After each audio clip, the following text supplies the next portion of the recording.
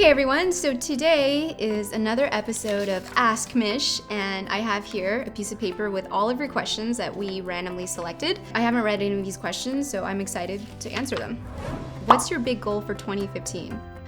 I haven't even thought that far. To get some sleep, to spend more time with my family and friends. I've been really working a lot and I haven't even seen the daylight, so. Oh yes, to get in tune with nature. I live in Los Angeles and sometimes in New York, and oftentimes I don't really get to see a tree or a patch of real grass.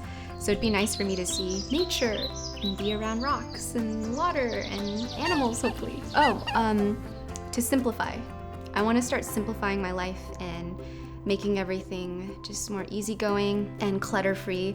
I've actually been getting rid of a lot of my clothes in my closet. I don't know if you guys know this about me, but when it comes to clothes, I'm actually very, very simple.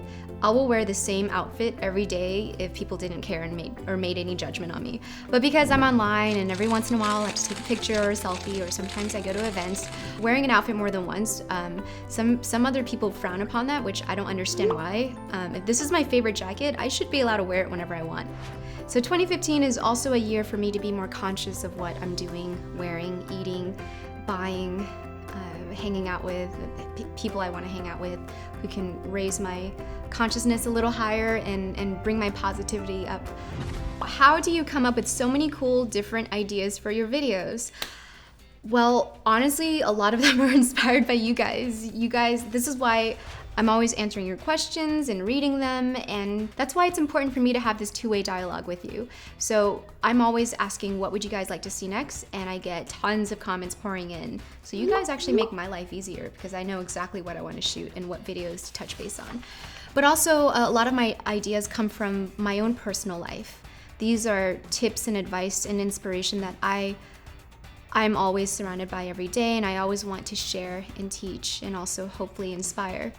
So yes, please, if you have other cool ideas you guys would like for me to shine some light on, please comment below and let me know.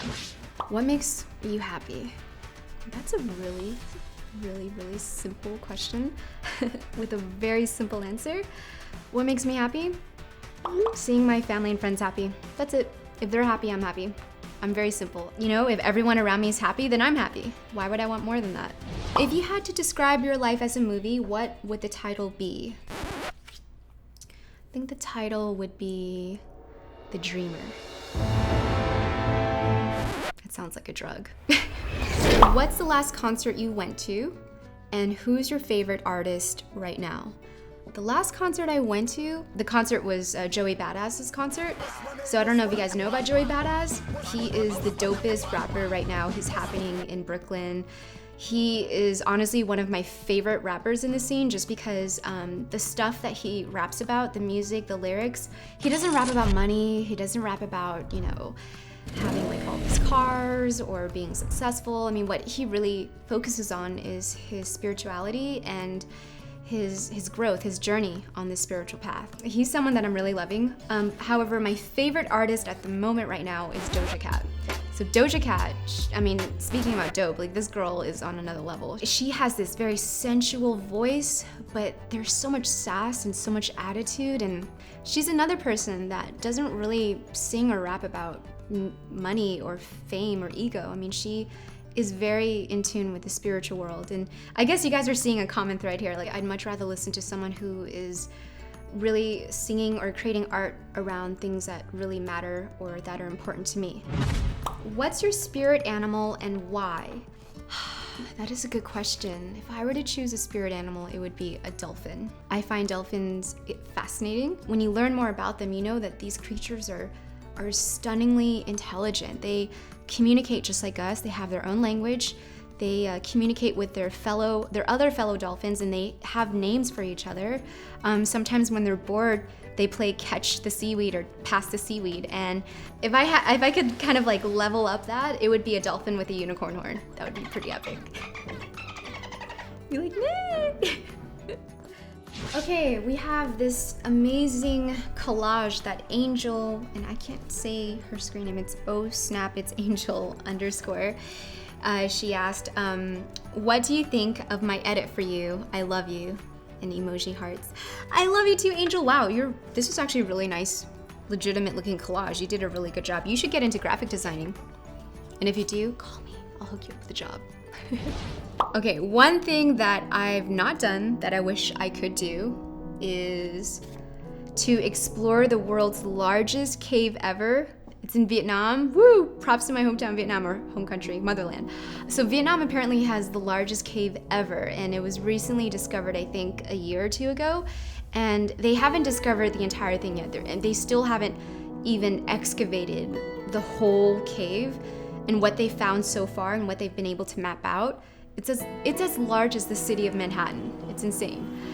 So I was watching this documentary about it, and the guy who was going through the caves, he was talking about how inside these caves, you know, you have your own clouds and your own atmosphere, and sometimes there's like rain and thunder. I mean, it's crazy.